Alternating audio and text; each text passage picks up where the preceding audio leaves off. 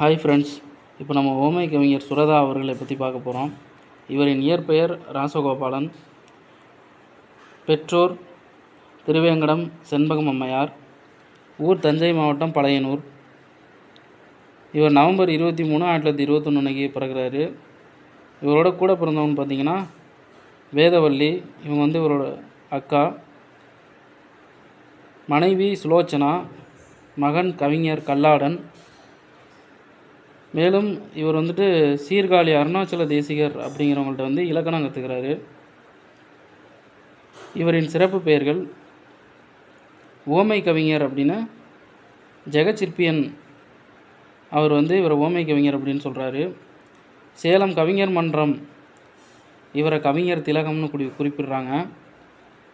மூவேந்தர் முத்தமிழ் மன்றம் அவங்க தன்மான கவிஞர் அப்படின்னு குறிப்பிடுறாங்க.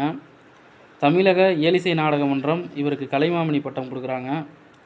கலைஞர் கருணாநிதி கவிமன்னர் அப்படின்னு இவரை குறிப்பிடுறாரு.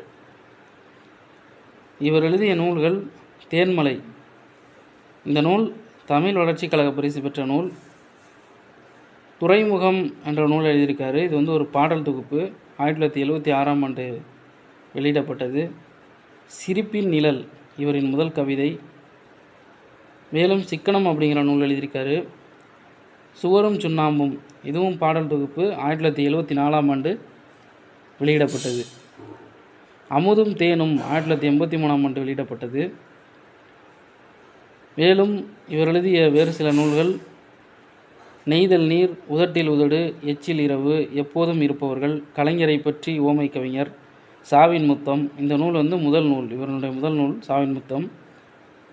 சுவரும் சுண்ணாம்பும், சொன்னார்கள், தொடாத வாலிபம், நெஞ்சில் நிறுத்துங்கள், பட்டத்தரசி, பாவேந்தரின் காலமேகம், புகழ் மாலை, மங்கையர்க்கரசி, முன்னும் பின்னும், வார்த்தை வாசல், வெட்ட வெளிச்சம், துறைமுகம், கட்டுரை, முன்னும் பின்னும், ஆல்ரெடி சொன்ன மாதிரி முன்னும் பின்னும், விண்மீன். இப்போ சொல்கிறதெல்லாம் மாத இதழ்.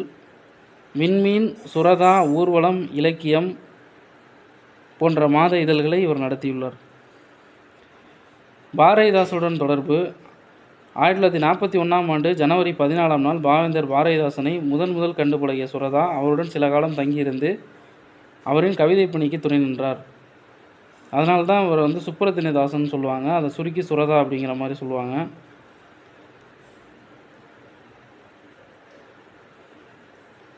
கவிதை இயற்றுவதில் சுரதாவின் பங்கு: அரசவை கவிஞராக நாமக்கல் கவிஞர் வே. ராமலிங்க பிள்ளை இருந்தபோது அவரின் உதவியாளராக இவர் இருந்துள்ளார். பாவேந்தர் புரட்சிக்கவி நாடகம் தந்தை பெரியார் கலைவாணர் முன்னிலையில் நடைபெற்ற பொழுது அந்த நாடகத்தில் அமைச்சர் வேடத்தில் நடித்த பெருமை கவிஞர் சுரதாவை சாரும். கவிஞர் சுரதாவின் சொல்லடா என்னும் தலைப்பில் அமைந்த கவிதையை புதுக்கோட்டையிலிருந்து வெளிவந்த பொன்னி என்னும் இதழ் 1947 ஏப்ரல் திங்கள் இதழில் வெளியிட்டு இவரை பாரதிதாசனின் பரம்பரை கவிஞராக அறிமுகம் செய்தது. சொல்லடா அப்படிங்கிற அந்த கவிதை நூல் பொன்னிங்கிற இதழில் வெளியிட்டிருக்காங்க. அவங்க தான் இவர் பாரதிதாசரின் பரம்பரை கவிஞர்னு அறிமுகம் செய்கிறாங்க. மேலும் திரைப்படத்துறையில் கவிஞர் சுரதாவின் பங்கு: சுரதாவின் கலை உணர்வை தெரிந்து கொண்ட கூசா கிருஷ்ணமூர்த்தி என்பவர் இவரை திரைப்படத்துறைக்கு அறிமுகம் செய்து வைத்தார்.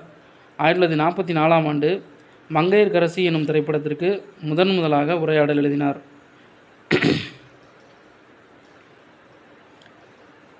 எழுத்துப்பணியில் சுரதாவின் பங்கு: கவிஞர் சுரதாவின் முதல் நூல் சாவின் முத்தம். இதனை வி.ஆர்.எம். செட்டியார் என்பவர் 1946ஆம் ஆண்டு வெளியிட்டார். மேலும் இவர் 1956இல் பட்டத்தரசி என்ற சிறு காவிய நூலை வெளியிட்டார். 1954இல் கலைஞர் கருணாநிதியின் முரசொலி என்ற இதழில் தொடர்ந்து கவிதைகளை எழுதி வந்தார். மீண்டும் பிறந்த பாரதி அப்படின்னு வா. ராமசாமி, அதாவது வாரா அவர்கள் இவரை பற்றி குறிப்பிடுவார்கள். அவ்வளோதான் ஃப்ரெண்ட்ஸ், இன்றைக்கி சுரதாவை பற்றின டீட்டெயில் தெரிஞ்சுக்கிட்டோம். மேலும் இது போன்ற தகவல்களை தெரிந்து கொள்ள நம்ம சேனலை சப்ஸ்கிரைப் பண்ணுங்கள், லைக் பண்ணுங்கள், ஷேர் பண்ணுங்கள், கமெண்ட் பண்ணுங்கள். தேங்க்யூ.